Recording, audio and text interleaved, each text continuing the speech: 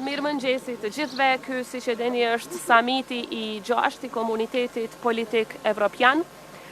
Një samit jashtëzakonisht i rëndësishëm, i lindur nga jo vetëm nga shtetet e BE-s, por edhe të gjithë ne të tjerët që aspirojmë të antarësohemi në BE. Mirë po me qenë se ky samit mbahet pikërisht në Ballkanin Perëndimor, këtu në Tiranë, për çka dua të uroj edhe Shqipërinë edhe kryeministrin Rama. Është shumë e rëndësi që në fund të samitit të dalim edhe me një plan konkret se si do të ecim përpara shtetet tona drejt BE-s. Sa i përket Republikës së Kosovës, përkundër faktit që ne jemi 100% të linjëzuar me politikën e jashtme dhe atë të sigurisë së Bashkimit Evropian, fatkeqësisht ka një bllokatë totale. Nga ana e BE-s nuk vlerësohen reformat tona, nuk vlerësohet puna jonë, nuk vlerësohet fakti që ne jemi 100% në përputhje me politikat e tyre, edhe sa i përket sanksioneve ndaj Rusisë, edhe sa i përket politikave të tjera. Për fat të keq po jepet një mesazh shumë i keq për rajonin ton, se më shumë po hapet dera në raport me ata që po shkojnë në Moskë të Putini, sesa për ne që nuk shohim rrugë dhe alternativë tjetër përpos BE-s. Zoja Osmani, keni shpresë sot për mesazhet dhe konkluzonet të këtij samiti, i cili mund të jetë në drejtimin e asaj çfarë ju pretendoni, që BE-ja të kthejë syt nga ju për të tërhequr vëmendjen për atë që ju pretendoni?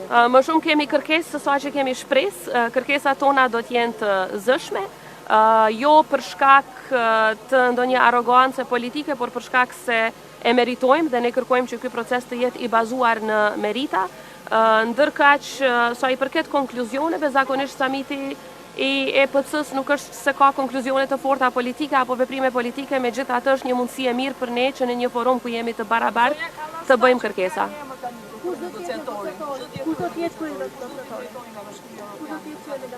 Është zoti Sorensen, ai tashmë është emëruar dhe unë si presidente kam pasur 2 takime jashtëzakonisht të mira me të, ka qenë në Prishtinë 2 herë. Kam pritshmëri për më shumë, kam më shumë pritshmëri sa i përket një lloj balanci nga ana e BE-s, për shkak se siç e dini Kosova është në masa, Serbia nuk është, dhe kjo e prish balancin, barazin mes palëve në tryezën e dialogut.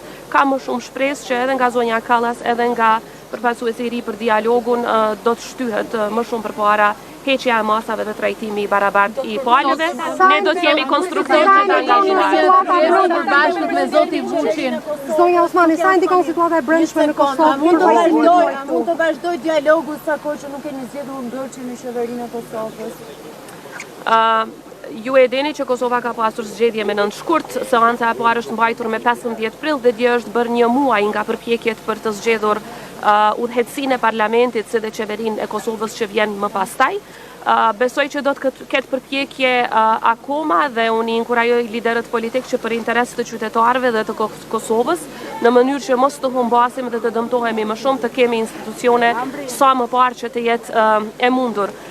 Megjithatë, sa i përket krye negociatorit, Kosova ka krye negociatorin i cili akoma është fuqiplot, është zëvendës kryeministri i parë, i cili edhe nuk është se ka kandiduar apo se është zgjedhur deputet, pra ka kompetenca në mënyrë që të vazhdoj në qoftë se kërkohet nga BE-ja që të ketë një takim në nivel krye negociator. Në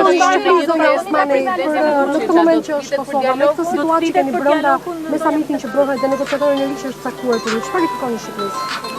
Nga Shqipëria kërkojmë që të vazhdoj përkraja në raport me Republikën e Kosovës në disa aspekte. E para, që të vazhdoj të jetë e zëshme, siç ka qenë kryeministri Rama deri tani për heqjen e masave të padrejta ndaj Kosovës, dhe e dyta që të flas sa më shumë dhe sa më zëshëm me shtetet që akoma nuk e kanë njohur Kosovën, në mënyrë që ato ta bëjnë një gjë të tillë, sepse mos njohja, sidomos nga shtetet anëtare të BE-s, po e dëmton jashtëzakonisht shumë Kosovën. Jo, dialogu s'do të jetë temë sot, sepse ky është forum multilateral siç e dini. Faleminderit shumë. Do viti takime të kërkohet nga BE-ja një takim Ka takime dyfaqëse? Nuk ka. Jo, me Vučićin nuk ka asnjëherë në këtë summit takime dypalshe. Takimet dypalshe ndërmjet Kosovës dhe Serbisë, por edhe me ndërmjetësimin e BE-s, siç e dini zhvilluan në Bruksel.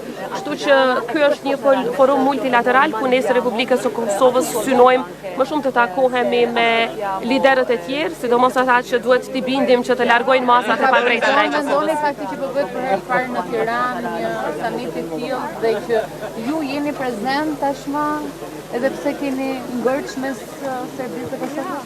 Ne gjithmonë jemi prezent në këtë summit, Kosova gjithnjë është prezent edhe në EPC dhe në summitin BE Ballkan Perëndimor. Ajo çfarë na favorizon këtu është se po shpresoj shumë që fakti që mbahet ky summit në Tiranë jap një zë më të fuqishëm rajonit ton dhe edhe një zë më të fuqishëm edhe Tiranës, jo vetëm Prishtinës, që të flas edhe për heqjen e masave të padrejta ndaj Kosovës, por edhe siç e përmenda për njohjen nga shtetet që akoma nuk e kanë bërë këtë në raport me Kosovën. Ja bot këtë kërkesë Bashkimit Evropian mbrëmjen Patjetër që po, edhe mbrëmjen e djeshme, edhe më herët, edhe çdo ditë e bëjmë këtë kërkesë, sepse të gjitha kërkesat në fakt që BE-ja ka pas raport me Kosovën sa i përket heqjes së masave ne i kemi plotësuar dhe në qershor bëhet një vit që edhe vetë përfaqësuesi i BE-s zakonisht nuk ka përgjigje, kërkojnë gjëra kështu shumë abstrakte, deeskalim. Në fakt ne nuk jemi ata që kemi eskaluar situatën, por edhe pse nuk e kemi krijuar atë situatë në veri të Kosovës, Kosova ka ndërmarrë hapat që janë kërkuar nga marrëveshja e Bratislavës dhe edhe vetë zoti Borrell që ka qenë HRVP më herët ka propozuar që të hiqen masa duke u bazuar në plotësimin e kritereve nga ana. A kishte një qëndrim nga BE-ja për sa i përket vizitës së presidentit Vučić në Rusi? Nga disa kishte, nga disa nuk kishte, ose më mirë të them nga disa kishte qëndrim të ashpër, nga disa për fat të keq ka qëndrim arsyetues që është jashtëzakonisht dëmtuese dhe dërgon mesazh të dëmshëm për gjithë rajonin, jo vetëm për ne. Faleminderit gjithëve.